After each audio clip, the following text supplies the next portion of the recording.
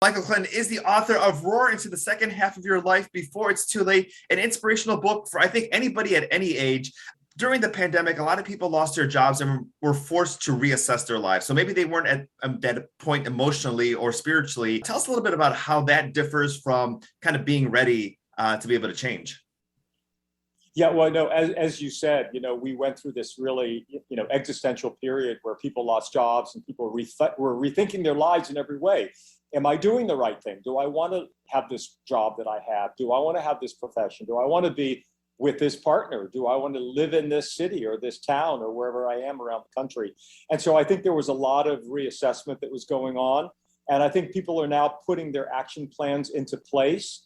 And this book is sort of a roadmap as to how you can do that through great inspirational stories and practical tips. There was a meme that was going around of Jennifer Lopez at 50 years old versus the Golden Girls Blanche, what she looked like at 50 years old. So people are reimagining what, beauty and physical ability is, and, even what you feel like in the inside, because a lot of people may feel like Jennifer Lopez in the inside, but not necessarily reflect that out to the people. Tell us a little bit about owning your age.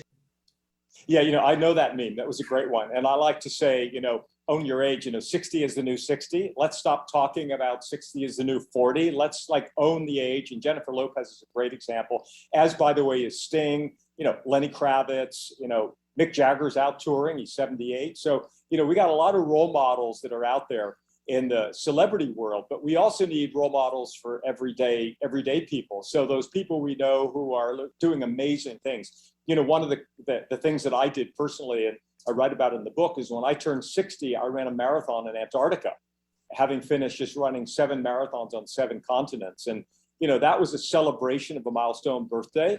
And someday when I'm 70, I hope to go to hike the Everest base camp and run a marathon down. It's a fundraiser for the community. So, we have to celebrate our age. We have to celebrate, as we live longer, the realization that, having more time is a gift. And what are we going to do with it?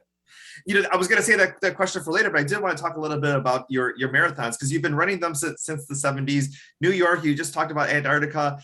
Any plans for the Chicago Marathon in your future? Definitely, I want to run Chicago because Chicago, which is a great marathon and a great city to run in general, is one of the majors, one of the 6 majors that are for marathon runners. And so that includes London and Berlin and New York and Chicago and Boston and Tokyo. And I'm sure I'm missing 1 or 2. But so, yeah, it's definitely on my list. I didn't make it this year, but I'm hoping in the next year or 2 to do it. So, yeah, I'm looking forward to that. Now, let's talk a little bit about Roar, because it's reimagine, own who you are, act on what's next, and reassess your relationships. I mean, very important questions, no matter where you are in your life, to be able to kind of reflect on. Yeah, I wanted to make it a fairly understandable, simple process for people and make it really, actionable as well as inspirational. So each of the letters has, 2 or 3 chapters under it, which really give people a step-by-step process.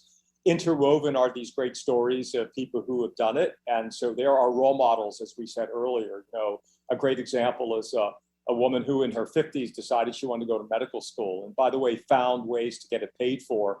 And she became a doctor in her 60s. And it was, sort of a lifelong dream. And so she was the role model of what, a new career can look like as you start a journey in your 50s into your 60s. So, the acronym is really a roadmap for people to be able to do it. And so I'm getting great feedback from people that they love the real practical advice in addition to the inspiration. And then, one final thing here, I mean, especially going back to the celebrity aspect is, Tom Brady, people say, celebrate his wins, but also say he's 44. Why is he still playing football? And, Demi Moore, she's graced the cover of Vanity Fair magazine, many times, and she defied what age was supposed to be like. Do you see that we hold ourselves back because of our own fears, or is it other people that are telling us that we can't do this? And, how do we get over that? Yeah, there's a lot of self-imposed ageism that we bring upon ourselves, saying, well, I can't do that because I'm a certain age. And back to marathoning, when I ran the Toronto Marathon a few years ago, I had the extreme pleasure of watching the first 100-year-old man cross the finish line of a marathon. And by the way, he ran his first marathon when he was 82. So some people might say, well, I can't go running. I'm too old. But the fact is that you can do anything if you put your mind to it. One of the things is we need more cultural images of people who are 60 and 70 and putting them in, front and center in terms of being able to do things that are completely different, and showing them as a proud 70-year-old or a proud 80-year-old that this is what you can do at that age, whether it's fitness activities, or whether it's work, or whether it's inspirational things that you might be doing, community service.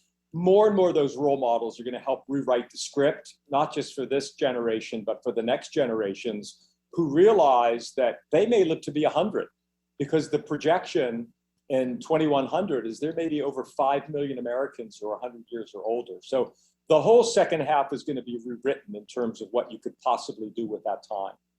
Amazing book, amazing advice. Michael, thank you so much for your time. Hope to see you in Chicago for the Chicago Marathon. Roar into the second half of your life before it's too late, in stores now. Thanks so much. Thanks, Rudy. Great to be with you.